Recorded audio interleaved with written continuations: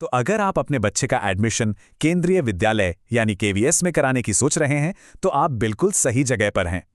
आज हम बाल वाटिका और क्लास 1 की ऑनलाइन एडमिशन प्रक्रिया को एकदम स्टेप बाय स्टेप समझेंगे, ताकि आपके मन में कोई भी सवाल ना रहे। हम जानते हैं कि एडमिशन फॉर्म भरना थोड़ा मुश्किल और कंफ्यूजिंग लग सकता है ना? खासकर जब इतनी सारी डिटेल्स भरनी हो। पर चिंता की कोई बात नहीं है। हम यहाँ हैं आपकी मदद करने के लिए, ताकि हर एक स्टेप आपके लिए एकदम साफ और आसान हो जाए। तो देखिए, हमारा सफ़र इन 6 ज़रूरी पड़ावों से होकर गुजरेगा। सबसे पहले हम तारीखों पर नज़र डालेंगे, फिर देखेंगे कि कौन कौन से डॉक्यूमेंट्स आपको तैयार रखने हैं। इसके बाद रजिस्ट्रेशन और एप्लीकेशन फॉर्म भरने का पूरा प्रोसेस समझेंगे, और आखिर में फाइनल सबमिशन से पहले क्या ध्यान रखना है वो भी देखेंगे। तो चलिए शुरू करते हैं। सेक्शन 1, महत्वपूर्ण तारीखें। देखें, केवीएस एडमिशन में सबसे पहली और सबसे ज़रूरी चीज़ होती है टाइमलाइन।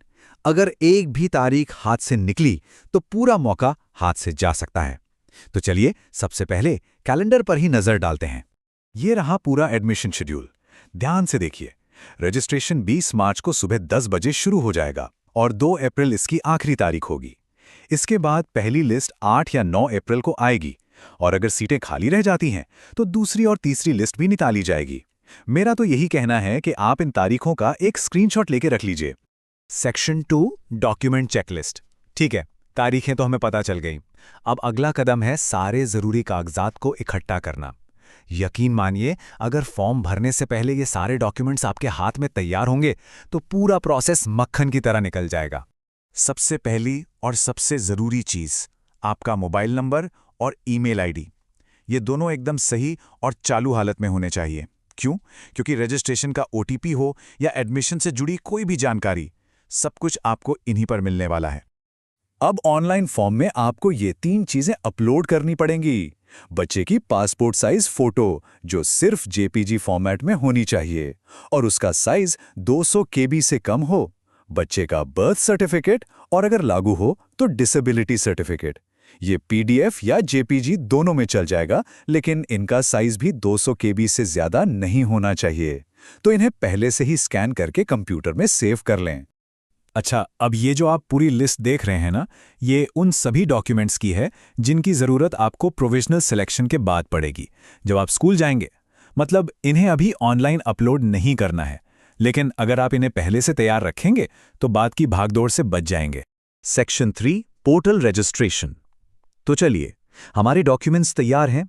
अब एडमिशन प्रोसेस का पहला असली कदम उठाते हैं, यानी केवीएस के ऑफिशियल एडमिशन पोर्टल पर जाकर रजिस्टर करना। ये एक वन टाइम रजिस्ट्रेशन है, इसलिए यहां जो भी जानकारी भरें वो एकदम सही होनी चाहिए। बच्चे का नाम, जन्म की तारीख, सब कुछ बर्थ सर्टिफिकेट से मिलाकर ही भरिएगा, क्योंकि एक बार आपने सबमिट कर दिया तो आप इसे बदल नहीं पाएंगे। यहां एक बहुत ज़रूरी बात है जिस पर आपको ध्यान देना है। पेरेंट्स एलिजिबिलिटी में यस का ऑप्शन सिर्फ और सिर्फ तभी चुनना है जब माता या पिता केंद्रीय विद्यालय संगठन में परमानेंट कर्मचारी हों। ज्यादातर लोगों के लिए इसका जवाब नो ही होगा। इसमें गलती मत कीजिएगा। जैसे ही आपका रजिस्ट्रेशन पूरा होगा, स्क्रीन पर एक यूनिक लॉगिन कोड आएगा। बस यही है आपकी चाबी।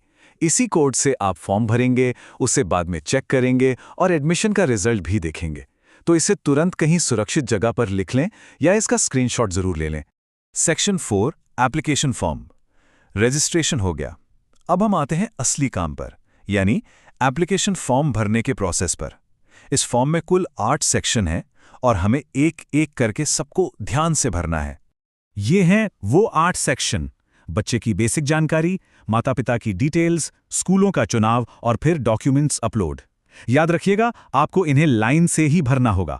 मतलब आप एक सेक्शन पूरा करने के बाद ही अगले पर जा सकते हैं।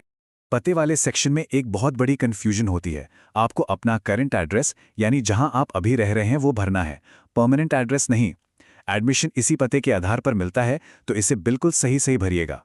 आप अपने बच्चे के लिए 1, 2 नहीं बल्कि ज्यादा से ज्यादा 3 केंद्रीय विद्यालयों को चुन सकते हैं। और सबसे अच्छी बात यह है कि ये तीनों स्कूल देश में कहीं भी हो सकते हैं। जरूरी नहीं कि वो एक ही शहर में हो।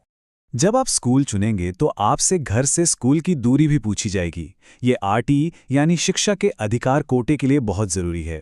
अगर स्कूल शहर में है तो 5 किलोमीटर का नियम है, और अगर गांव में है तो 8 किलोमीटर का। ये सेक्शन खास तौर पर सरकारी नौकरी वालों के लिए है।